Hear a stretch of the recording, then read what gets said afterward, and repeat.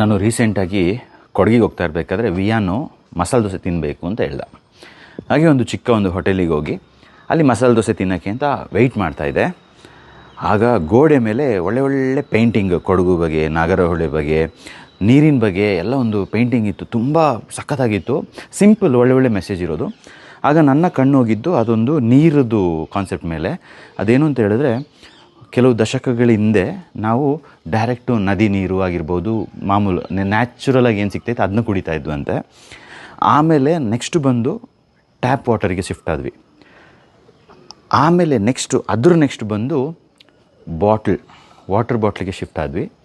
So ಇದೆಲ್ಲ okay, but next ನಿಮ್ಮ ಮುಂದಿನ ಮೊಮ್ಮಕ್ಕಳಿಗೆ ಏನು ಅಂತ ಹೇಳೋ ಒಂದು ಕಾನ್ಸೆಪ್ಟಲ್ಲಿ ಆ ಫೋಟೋ ಇತ್ತು. ಬಟ್ ಆ್ಯಕ್ಚುಲಿ ಒಂದು ಕಡೆ ನಾನು ಅದೆಲ್ಲ ನೋಡ್ಕೊಂಡು ಬಂದಾಗ ಮುಂದಿನ ಮೊಮ್ಮಕ್ಕಳಿಗೇನು? ಸೊ ಈ ಟೈಮಲ್ಲಿ ಕಾನ್ಸೆಪ್ಟ್ ಏನು ಅಂತ ಹೇಳಿದ್ರೆ, ಅಯ್ಯೋ ನಾವು ಈ ಪ್ರಪಂಚದಲ್ಲಿ ಎಷ್ಟು ವರ್ಷ ಇರ್ತೀವೋ ಗೊತ್ತಿಲ್ಲ, ಅಲ್ಲಿಂದ ನಾವು ಹೊರಟೋಗ್ತೀವಿ, ಇನ್ನು ಏನಾದರೂ ಮಾಡ್ಕೊಳ್ಳಿ, ಮಕ್ಕಳ ವಿಷಯ ನಮಗೆ ಯಾಕೆ ಅಂತ ಹೇಳೋ ಒಂದು ಕಾನ್ಸೆಪ್ಟಲ್ಲಿ ಕೆಲವರು ಇರ್ತಾರೆ. ಬಟ್ ಬನ್ನಿ ಒಂದು ವಿಷಯನ ಡಿಕೋಡ್ ಮಾಡ್ತೀನಿ. ಪ್ರಾಬಬ್ಲಿ ನಾನು ಕಲ್ತಿರುವಂಥ ಕೆಲವು ವಿಚಾರಗಳು, ಓದಿರುವಂಥ ಕೆಲವು ವಿಚಾರಗಳು ಎಲ್ಲ ಏನು ಮಾಡಿಬಿಟ್ಟು ಸಿಂಪಲ್ಲಾಗಿ ನಿಮಗೆ ಅರ್ಥ ಆಗೋ ಥರ ಒಂದು ಕಾನ್ಸೆಪ್ಟ್ ಹೇಳ್ತೀನಿ. Beautiful concept. ನಾವಿವಾಗ ಹುಟ್ಟಿರೋದು ಒಂದು ಮ್ಯಾಜಿಕ್ಕು. ಅದು ಎಲ್ಲಿಂದ ಬಂದ್ವಿ, ಏನು ಕತೆ, it's all in the creator ಅಲ್ವಾ? ಅದೇ ಥರ ನಾವು ಸಾಯೋದು ಕೂಡ ಒಂದು ಮ್ಯಾಜಿಕ್ಕು. ಲೈಫಲ್ಲಿ ಸತ್ತ ಮೇಲೆ ಎಲ್ಲಿಗೆ ಹೋಗ್ತೀವಿ ಅಂತ ನಾವು ಎಲ್ಲ ಬೇರೆ ಕಡೆ ಕಲ್ತಿರ್ತೀವಿ. ಅಲ್ಲಿ ಸ್ವರ್ಗ, ಇಲ್ಲಿ ನರ್ಕ ಅಂತ ಎಲ್ಲ ಹೇಳ್ಬಿಟ್ಟು. ಸೊ ಇವತ್ತು ಡಿಕೋಡ್ ಮಾಡಬೇಕಾದ್ರೆ ಇದನ್ನ ಕ್ಲಿಯರಾಗಿ ಅರ್ಥ ಮಾಡ್ಕೊಳ್ಳಿ. ನಾವು ಸತ್ತ ಮೇಲೆ ವಿ ಹ್ಯಾವ್ 3 ಚಾಯ್ಸಸ್. ಓಕೆ, ಈ 3 ಚಾಯ್ಸಸ್ ಅಂತ ಯಾವುದು ಅಂತ ಹೇಳ್ತೀನಿ. ಫಸ್ಟ್ ಒನ್ ಬಂದು ಸ್ವರ್ಗ, ಹೆವನ್. ಯಾಕೆ? ನಾವು ನಮ್ಮ ಪಾಠಗಳನ್ನ ಈ ಪ್ರಪಂಚದಲ್ಲಿ ಕಲ್ತಿರಬೇಕು. ಈ ಒಂದು ಪ್ರಕೃತಿಗೆ ಎಷ್ಟಾಗುತ್ತೋ ಅಷ್ಟು ಒಳ್ಳೇದು ಮಾಡಿರಬೇಕು. ಜನರಿಗೆ ತುಂಬ ಒಳ್ಳೇದು ಮಾಡಿ ಎಲ್ಲರೂ ಒಂದು ಲೈಫಲ್ಲಿ ನಾವು ಏನೋ ಒಂದು ಪಾಸಿಟಿವ್ ಮಾಡಿ ಇಟ್ಟು ಎಲ್ಲ ಮುಗಿಸ್ಕೊಂಡು ನಮ್ಮ ಒಂದು ಕಾರ್ಮಿಕ್ ಡೆಟ್ಸ್ ಅಂತ ಏನಿರುತ್ತೆ ಅದನ್ನ ಮುಗಿಸ್ಕೊಂಡು ಹೋದರೆ ವಿ ವಿಲ್ ಗೋ ಟು ಸ್ವರ್ಗ, ಹೆವನ್. ಆಪ್ಷನ್ 1 ಆಯ್ತಲ್ಲ. ಆಪ್ಷನ್ 2 ಯಾವುದು ಅಂತ ಹೇಳಿದ್ರೆ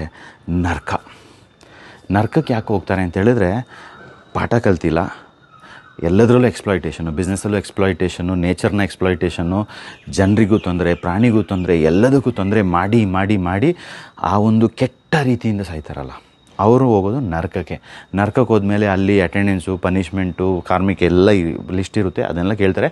ಐ ಮೀನ್ ಸೈಂಟಿಫಿಕ್ಕು, ರಿಲಿಜಿಯಸ್ಸು ಏನೇ ನೋಡ್ಕೊಳ್ಳುವ, ದೇರ್ ಈಸ್ ಸಮಥಿಂಗ್ ಅಥೆಂಟಿಸಿಟಿ. ಅದು ಇನ್ನೂ ನಮಗೆ ಏನು ಅಂತ ಅದ್ರ ಬಗ್ಗೆ ಜಾಸ್ತಿ ಗೊತ್ತಿಲ್ಲದೋದ್ರು, ಬಟ್ ಏನೋ ಒಂದು ಇರುತ್ತೆ, ದಟ್ ಈಸ್ ಕಾಲ್ಡ್ ನರ್ಕ. 3ನೇದಿದೆ, that is the so called powerful. ಅದೇನು ಅಂತ ಹೇಳಿದ್ರೆ, ನಾವು ಒಳ್ಳೆಯವರಾಗಿರ್ತೀವಿ, ತೊಂದರೆ ಇಲ್ಲ, ಆದರೆ ಪಾಠಗಳು ಕಲ್ತಿರಲ್ಲ.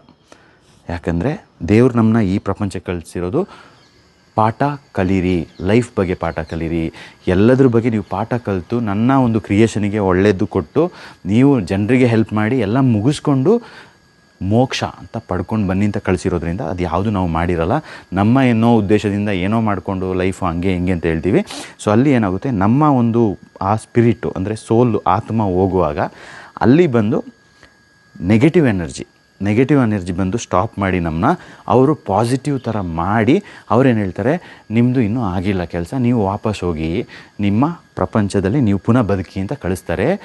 ಆವಾಗ ನಾವು ಏನು ಮಾಡ್ತೀವಿ ಅಂತ ಹೇಳಿದ್ರೆ, ಹೌದಾ ನಮ್ಮದು ಮುಗ್ದಿಲ್ಲ ಅಂತ ಹೇಳ್ಬಿಟ್ಟು ನಮ್ಮ ಆತ್ಮ ಪುನಃ it will come back to this beautiful earth and relive a new life. That is called reincarnation, ಪುನರ್ಜನ್ಮ. ಪಿಕ್ಚರ್ ಇವಾಗಿರೋದು, ನಾವು ಪುನಃ ಇದೇ ಜಾಗಕ್ಕೆ ಬರ್ತೀವಿ, ಇದೇ ಜಾಗದಲ್ಲಿ ಹುಟ್ತೀವಿ.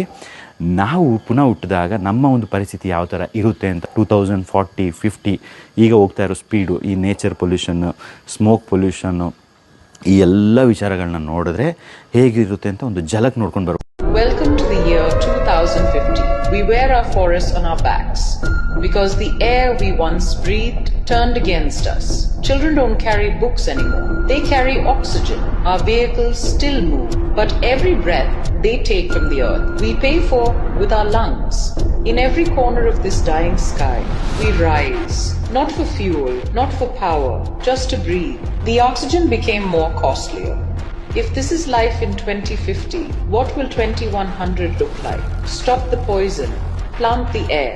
This isn't science fiction. It's a warning. Air is not a privilege. It's our right.